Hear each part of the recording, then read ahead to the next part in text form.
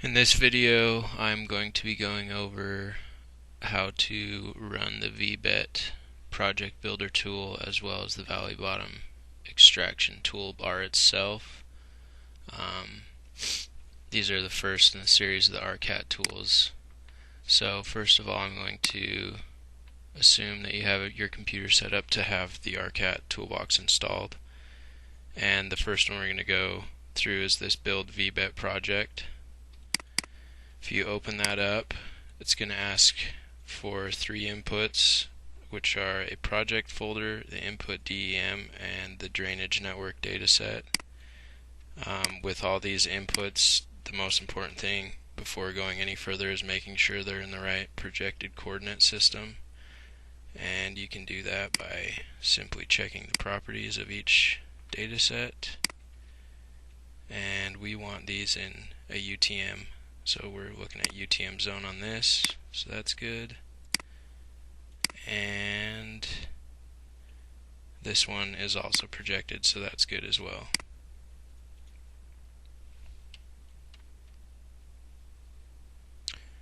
So on the Build Vbet project tool, the first thing we need to do is create a project folder for this to be in. And to do this, just follow the naming protocol in the actual Word document that documents the same process. So I'm going to create one here following that protocol, which we're going to call it all. And then we need the HUC ID to specify this project. So the easiest way to get that is to have the HUC dataset. So this is actually a HUC 10. I'll just select that, open the attribute table, and grab the HUC ID from that, which is right here. That's the HUC 10 ID. So I'm going to write down that number, and we're going to use that number in naming a lot of our outputs and inputs for this watershed for all the ARCAT projects.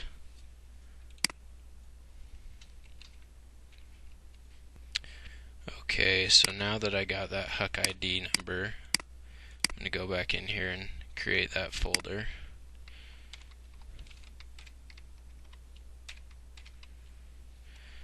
That number was 1706.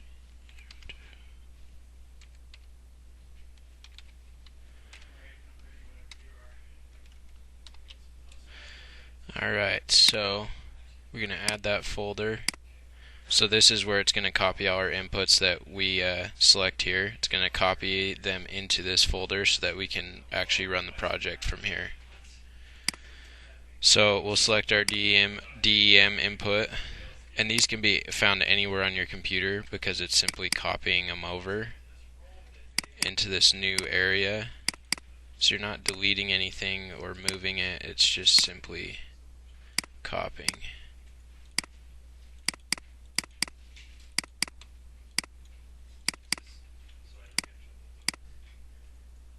Find the drainage network that I'm using, and this is going to be your perennial extent, and hit OK.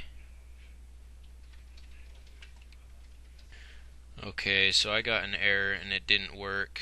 Looking back at what the problem was, it's because my path, one of the folders, doesn't have an underscore. So whatever your path is, just make sure that everything, any space, has an underscore. If there's any spaces, it won't work. So we're going to get rid of these and go to the ones that are in the correct path.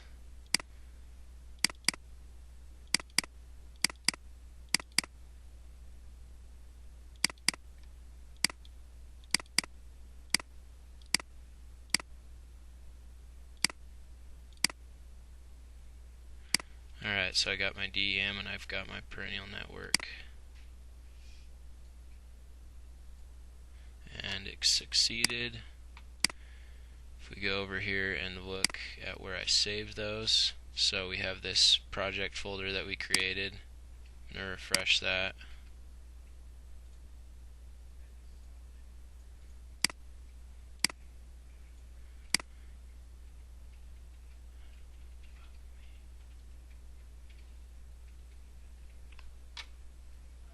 and it doesn't look like it's there. Go back in here, and I saved it to the wrong folder, so I'm going to fix that.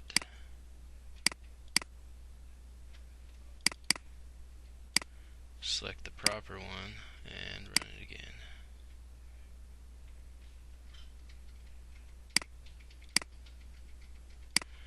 Okay, refresh this.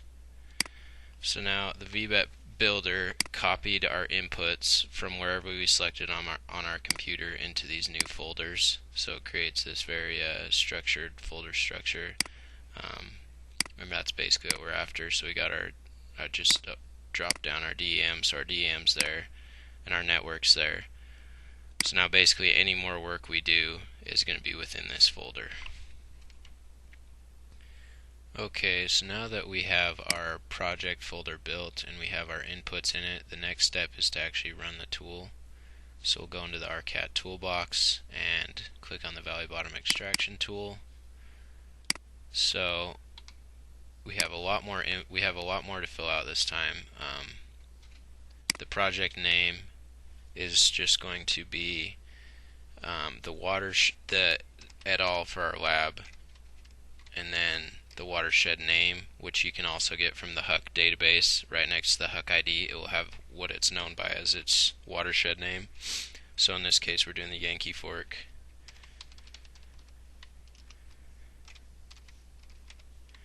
And once again, following the naming protocol that's outlined in the Word document that goes along with this.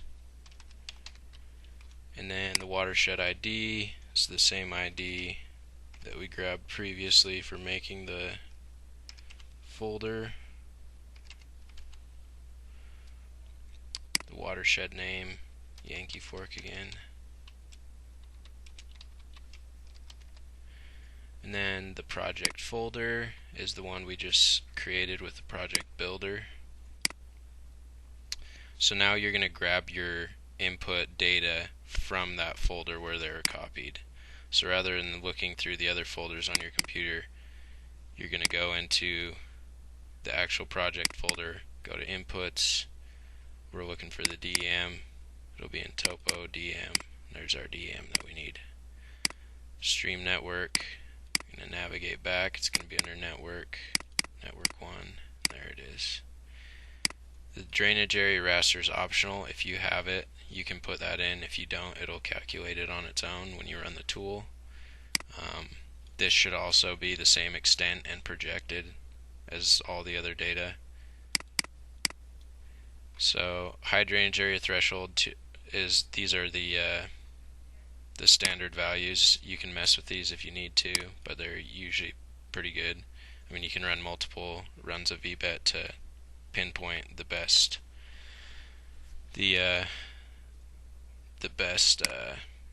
values to put in all these default value fields.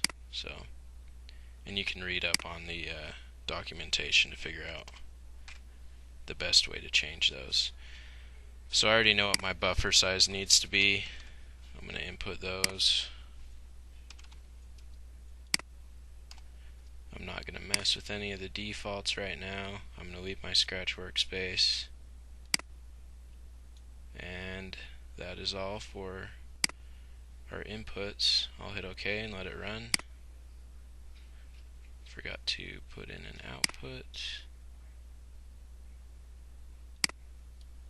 There we go. So all you need to do is name it here, and it will put it in the correct folder within the project folder. So following naming protocol, we do HUC ID,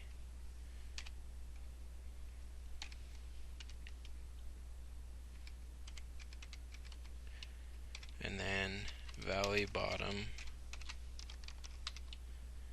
and this is the unedited version of the Valley Bottom.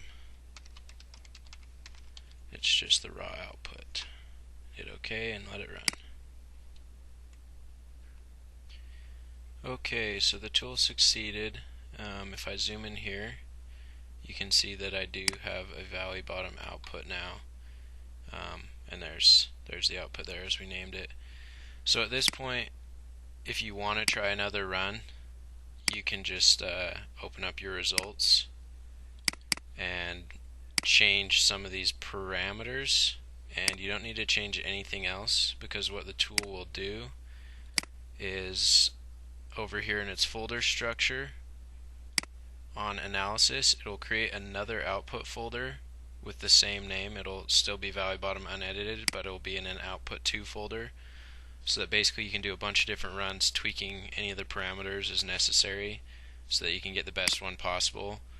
And then once you've decided on the one that's best, what you're going to do is you're going to come into the output folder of the one that you want to finish with, your final one, and you're going to copy this unedited output, and then you're going to paste it in that same folder. So what I have now is a copy, and I'm going to simply rename this to edited, and then I'll pull this in here, get rid of this one, and so this edited version is the actual one that you'll start editing features and making adjustments as necessary, and then that's going to be our final output for the value bottom. Just one more quick note: if you have an error right away when you try and run the Vbet tool, one of the simplest ways to fix that is to just exit out of ARC and get back in. For some reason it doesn't like to go from the project builder straight into the Vbet tool. And one other step that we need to take care of, you can take care of this at any point. It's probably best to do it before you run the Vbet tool, but we need to change our inputs to the proper naming protocol. And you can find this in the Word documentation as well.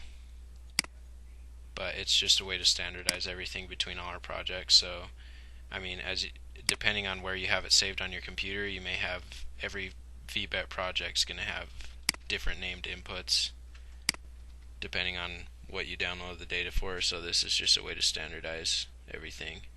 So for the DEM, it's going to be the source of the data, and then what it is, it's a DEM, then our resolution, and then the HUC ID.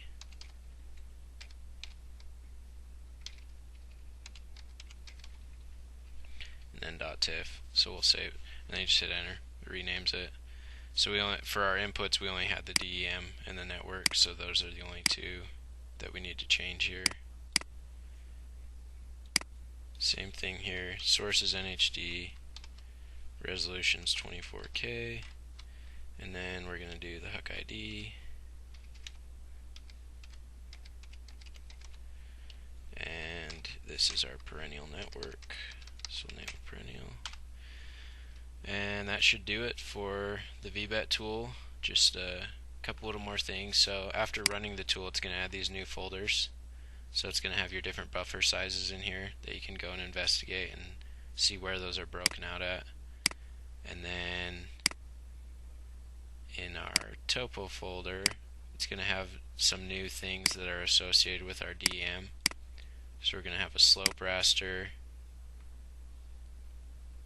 and we're also going to have a flow accumulation raster that it's created. So just a quick note there. But that is it for Vbet.